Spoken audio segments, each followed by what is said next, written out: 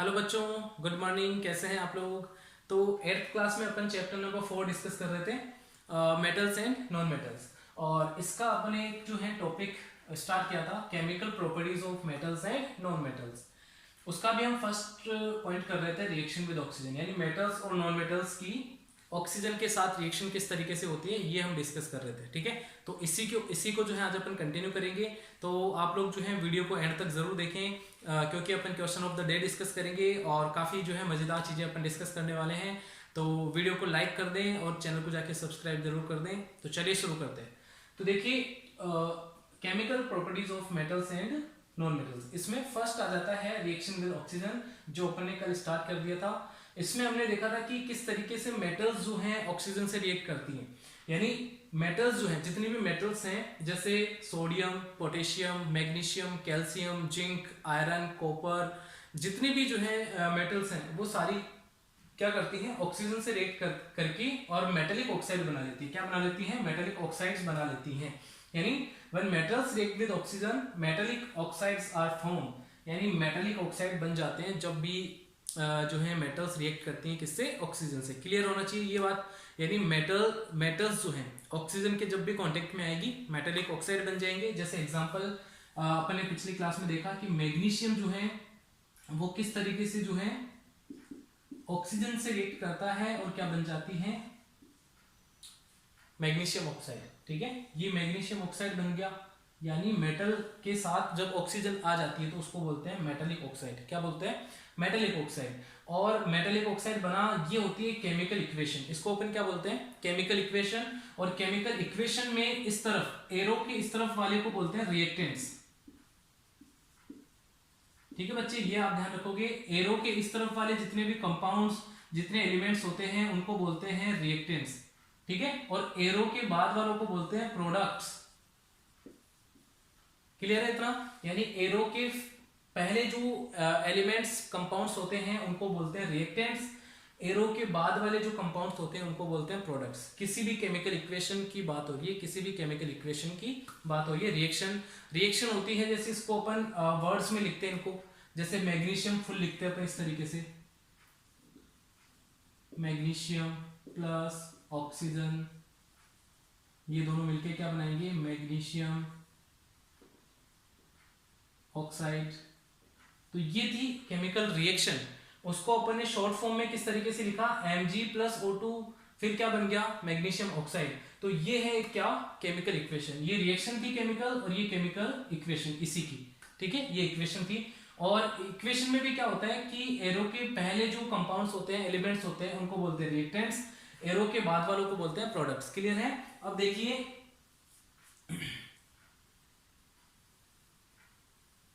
देखिए, chemical equation को हम बैलेंस कैसे करते हैं, ये भी आप थोड़ा सा सीख लें कि बैलेंस किस तरीके से करेंगे। जैसे यहाँ पे मैग्नीशियम प्लस ऑक्सीजन, ये दोनों रिएक्ट करके क्या बना रहे हैं? Magnesium oxide. अब बैलेंस किस तरीके से करते हैं इक्वेशन को, कि जब भी अपन इक्वेशन लिखते हैं उसमें जितने भी एलिमेंट्स हैं, यानी एरो के इस तरफ रिएक्टेंट्स में, एरो के बाद में प्रोडक्ट्स में, जितने भी आपके पास जो एलिमेंट्स है, कंपाउंड्स है, उनमें एटम्स की संख्या क्या होनी चाहिए? दोनों तरफ इक्वल होनी चाहिए। जैसे एग्जांपल, यहाँ पे मैग्नीशियम जो है एरो के इस तरफ कितना है? 1 है। एरो के इस तरफ भी जो है मैग्नीशियम 1 ही है, लेकिन ऑक्सीजन इस तरफ 2 है और इस तरफ एरो के इस तरफ क्या है? 1 है। इधर 2 ऑक्सीजन है, इधर कितने? 1 ऑक्सीजन। अब इसको हमें बैलेंस करना जरूरी होता है, तो हम क्या करेंगे? इसको बैलेंस करेंगे, कुछ नंबर यूज करेंगे अपन। जैसे यहाँ पे मैग्नीशियम 1 है ना, तो इसको तो चेंज करना अभी जरूरी नहीं है। इधर ऑक्सीजन 2 है, इधर कितने हैं? 1 है। तो हम क्या करेंगे? कुछ ऐसा नंबर यूज करेंगे जिससे दोनों तरफ 2 ऑक्सीजन हो जाए। ठीक है, तो इधर तो 2 है ही, आप यहाँ पे क्या लगा दो? 2 लगा दो। इससे क्या होगा कि ऑक्सीजन यहाँ 2 है और एरो के इस तरफ भी 2 हो गए। ये नंबर हमेशा इस फॉर्मूले के आगे लगाना पड़ेगा, क्योंकि ये एक ही कंपाउंड है, मैग्नीशियम ऑक्साइड।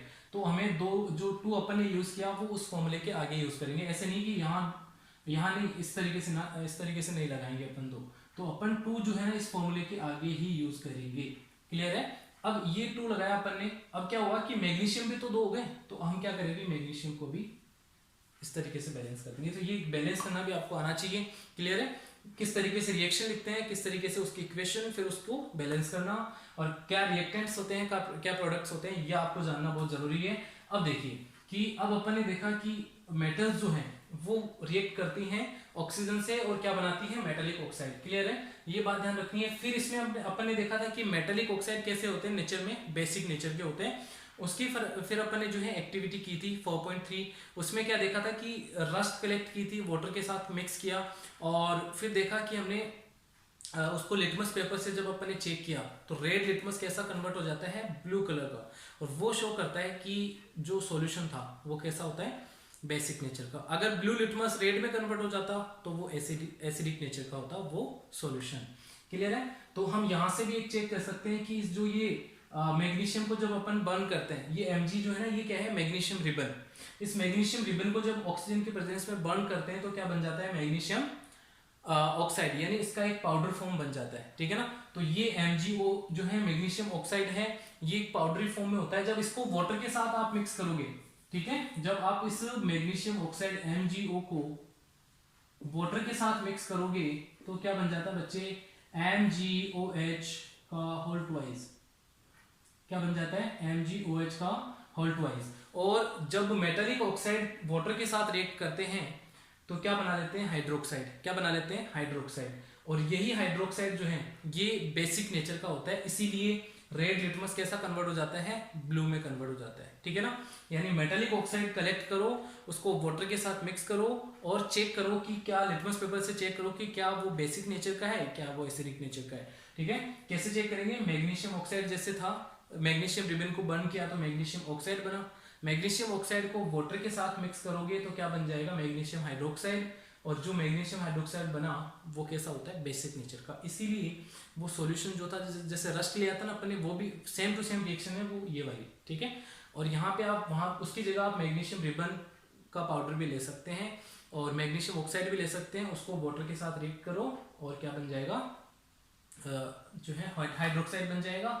और ये हाइड्रोक्साइड बेसिक नेचर का होता है, इसीलिए अब लिटमस पेपर जब अपन जो है डिप करेंगे इसमें सॉल्यूशन में तो क्या हो जाएगा, रेड लिटमस किसमें कन्वर्ट हो जाएगा, ब्लू में। ठीक है, तो ये आप ध्यान रखेंगे।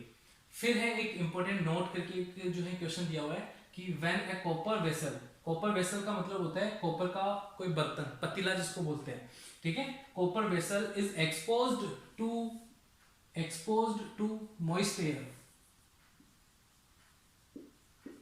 Moist air for a long time. मतलब क्या करना है, कोई बर्तन लेना है, कॉपर होता है तांबा, तांबे का कोई बर्तन लेना है, उसको नमी वाले एरिया में रख देना है, मॉइस्ट एरिया में रख देना है, और थोड़े दिन बाद में चेक करना है कि क्या उसमें क्या चेंज आए। ठीक है, तो it acquire a dull green coating. हमने देखा कि कुछ टाइम बाद में देखा कि उसपे, उस कॉपर के जो बर्तन था उस पर क्या हुआ, ग्रीन कलर की कोटिंग आ जाती है। ग्रीन कलर की कोटिंग क्यों आ जाती है, क्योंकि ये जो ये कॉपर था, तांबा, वो क्या कर लेता है, वाटर, जो नमी में वाटर है एनवायरमेंट में, कार्बन डाइऑक्साइड है, ऑक्सीजन, इन तीनों के साथ रिएक्ट करके copper hydroxide and copper carbonate बना लेता है। ठीक है, copper hydroxide and copper carbonate बन जाता है और यही होती है ग्रीन कोटिंग। ठीक है, यही होती है कॉपर की ग्रीन कोटिंग,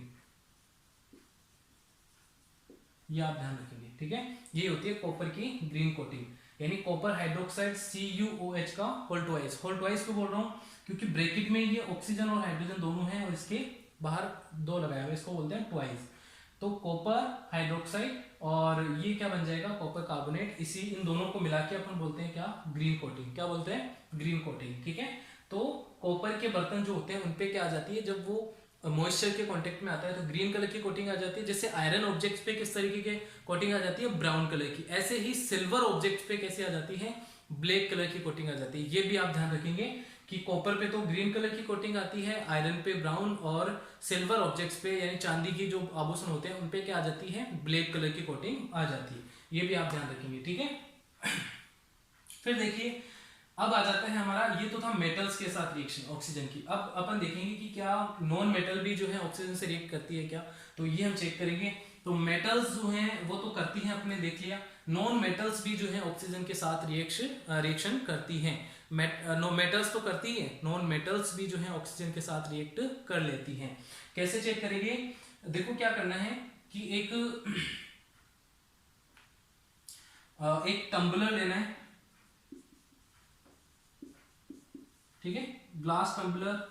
और इसमें क्या करना है, एक स्पून लेनी है, इस तरीके की जो स्पून आती है, उसमें क्या करना है, यहाँ पे सल्फर का पाउडर लेना है। सल्फर एक नॉन मेटल है और ये इसका पाउडर फॉर्म आपको जो है लेना है, ठीक है। सल्फर का जब पाउडर लोगे और इसको जब बर्न करेंगे अपन, ठीक है, क्या करना है, सल्फर पाउडर लेना है और इसको बर्न करना है, ठीक है। सल्फर पाउडर जब बर्न होगा तो इसको जैसे ये इसको गर्म करने पर सल्फर पाउडर बर्न होने लगता है, और जब ये बर्न होने लगता है तो इस चम्मच को, इस स्पून को आपको कहाँ डाल देना है, इस टम्बलर के अंदर, और ऊपर से क्या कर देना है, इसको कवर कर देना है। क्लियर है इतना? ये बात आपको समझ में आ गई। यानी यहाँ पे सल्फर पाउडर लिया और सल्फर पाउडर को गर्म किया, और इस स्पून को जैसे ये बर्न होने लगता है आप यहाँ पे इसमें डाल दो, ठीक है, और कवर कर दो ऊपर से, ताकि इसमें जो गैस वगैरह बने वो बाहर ना निकले। क्लियर है? फिर क्या करना है कि जैसे ये पूरा बर्न हो जाता है तो इस स्पून को बाहर निकाल लो, और इसमें क्या कर देना है, तुरंत ही, बहुत जल्दी करना है, इसमें वाटर ऐड कर दो, ठीक है। तो इसमें क्या हो जाएगा, देखो पहली रिएक्शन तो ये होगी, सल्फर जो है ना वो ऑक्सीजन से रिएक्ट करके, जब अपन इसको बर्न कर रहे हैं ना यहाँ पे, तो ये सल्फर ऑक्सीजन से रिएक्ट करके SO2 बना ले रहा है, ठीक है। इसको बोलते हैं सल्फर डाइऑक्साइड। सल्फर डाइऑक्साइड, जैसे कार्बन डाइऑक्साइड होता है ना, वैसे ही क्या बन जाएगा यहाँ पे, सल्फर डाइऑक्साइड, ठीक है। तो ये आप ध्यान रखेंगे। तो सल्फर पाउडर जो था वो जैसे बर्न करते हैं उसको, वो ऑक्सीजन से रिएक्ट करके SO2 सल्फर डाइऑक्साइड में कन्वर्ट हो जाता है।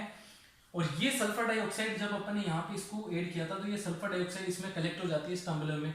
जैसे ही वाटर ऐड किया अपन ने तो ये SO2, ये गैस जो थी ये रिएक्ट कर जाती है किससे, वाटर से, ठीक है। और जैसे ही इसको, जैसे वाटर ऐड किया, इसको शेक किया, तो ये जो दोनों हैं SO2 और H2, ये दोनों रिएक्ट करके H2CO3, सॉरी H2SO3, ठीक है, ये ऑक्सीजन यहाँ पे जुड़ जाएगा तो क्या बन जाएगा, H2SO3। इसको बोलते हैं सल्फ्यूरस एसिड, सल्फ्यूरस एसिड,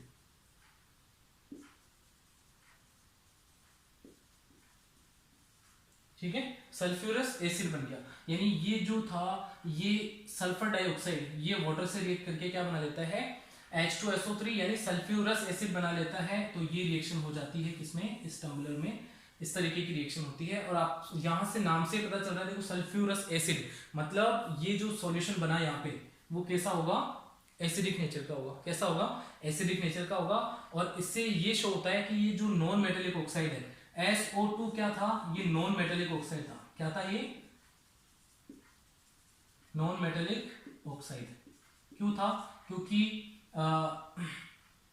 ये जो सल्फर है एक नॉन मेटल है, और इसके साथ जब ऑक्सीजन ऐड हो गई तो वो नॉन मेटेलिक ऑक्साइड होगा। जैसे MgO था ना, ये मैग्नीशियम एक मेटल है और इसके साथ जब ऑक्सीजन जुड़ जाएगी तो ये मेटेलिक ऑक्साइड, वैसे ही नॉन मेटल जब ऑक्सीजन के साथ जुड़ जाएंगी तो क्या हो जाएगा, नॉन मेटेलिक ऑक्साइड, ठीक है। ठीक है, तो सल्फर डाइऑक्साइड क्या था, नॉन मेटेलिक ऑक्साइड। उसकी जब वाटर से रिएक्शन करवाई तो क्या बन गया, सल्फ्यूरस एसिड, जो कि एसिडिक नेचर का था। इसका मतलब ये शो हो रहा है कि ये जो SO2 है ये एसिडिक नेचर के होते हैं, मतलब नॉन मेटेलिक ऑक्साइड। यहाँ से हमें एक बात पता चल गई कि नॉन मेटेलिक ऑक्साइड क्या होते हैं, एसिडिक नेचर के होते हैं। क्लियर है? अब देखिए यहाँ से एक पॉइंट जो अपन ने पढ़ा, इसमें से एक पॉइंट निकल के आता है कि non metallic oxides are of acidic nature. Important है कि इतना जो अपन ने एक्टिविटी वगैरह की, इसमें से एक बात बिल्कुल क्लियरली अपने को पता चल रही है कि नॉन मेटेलिक ऑक्साइड्स जो हैं वो कैसे होते हैं, एसिडिक नेचर। क्योंकि सल्फर डाइऑक्साइड एक नॉन मेटेलिक ऑक्साइड है और उसको हमने चेक किया कि जब वो वाटर से रिएक्ट करता है तो सल्फ्यूरस एसिड बना लेता है। और जब हम उसमें लिटमस से चेक करेंगे, यानी ब्लू और रेड दोनों से चेक करेंगे, तो अगर ब्लू लिटमस कन्वर्ट हो गया रेड में तो वो कैसा सॉल्यूशन है, एसिडिक सॉल्यूशन।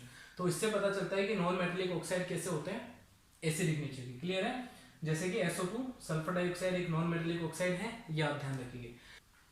अब कल मैंने जो है आपको एक क्वेश्चन दिया था कि who discovered first vaccine and for which disease. तो फर्स्ट वैक्सीन डिस्कवर की थी बच्चों एडवर्ड जेनर ने, और किस बीमारी के लिए, किस डिजीज के लिए, तो वो था स्मॉल पॉक्स। ठीक है, ये आप ध्यान रखेंगे।